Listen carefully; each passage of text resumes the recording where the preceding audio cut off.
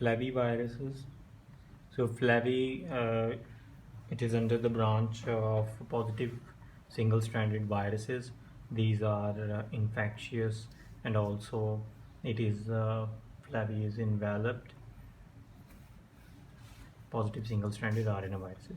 So the first example of flavivirus is hepatitis C virus. We will discuss in the hepatitis section. And hepatitis C, after hepatitis C, it can cause yellow fever. So in yellow fever, we have high grade fever,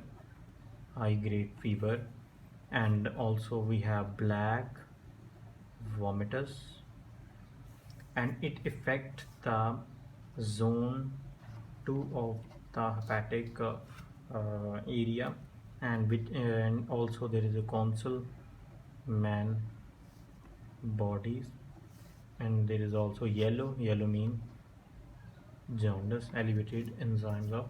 So this is yellow fever. We vaccinate and treat this patient via vaccination.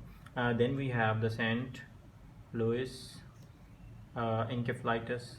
This is just encephalitis causing virus, and not much about St. Louis encephalitis. Then is a virus known as West Nile virus. It is pretty much common in birds, because the virus is blood feeding, and it replicates in bird, harbors in bird, and spread via Culex mosquito. So if area is pretty, and it is usually spread in summer. So in a summer, in a hot feather area, if there is a surrounding of a lot of dead birds, then if the area is most commonly uh, uh, harbored with the West Nile virus. So in patient with the West Nile virus, it can cause meningoencephalitis. Then after West Nile, we have the Zika virus, and Zika virus has reverse transcriptase. So we do reverse transcriptase PCR, and Zika virus can cause Zika virus syndrome, in which the patient or the baby has a microcephaly, eye problem, motor problem, seizures, and also we have the ventriculomegaly, and also subcortical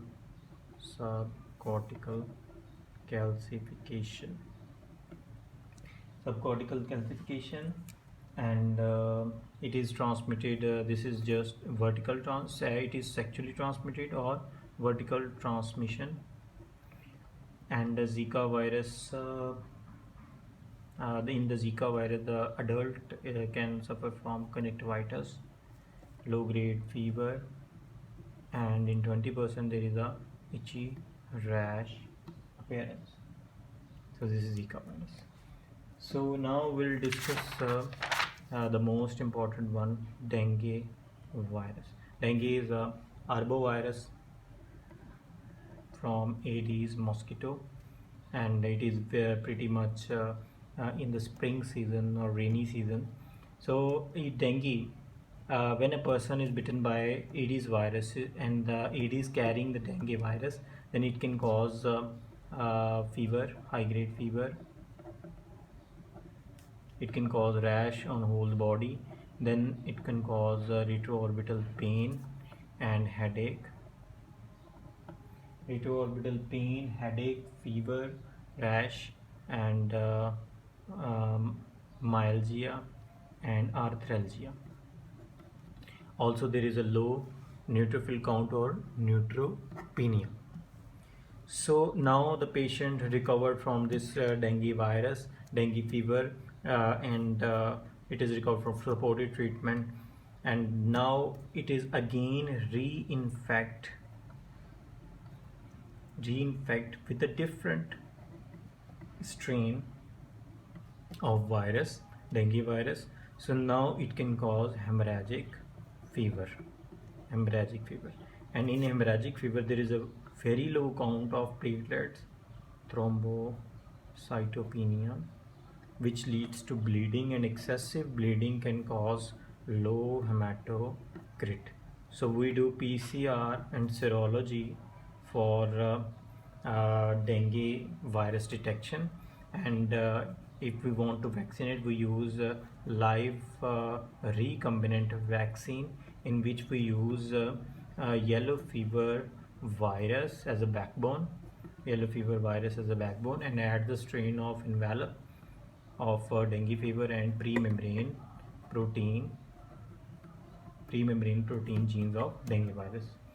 So thrombocytopenia can also cause shock by capillary leakage, which leads to circulatory collapse if not treated. So this is dengue virus, yellow fever, St. Louis encephalitis, West Nile, and hepatitis C viruses.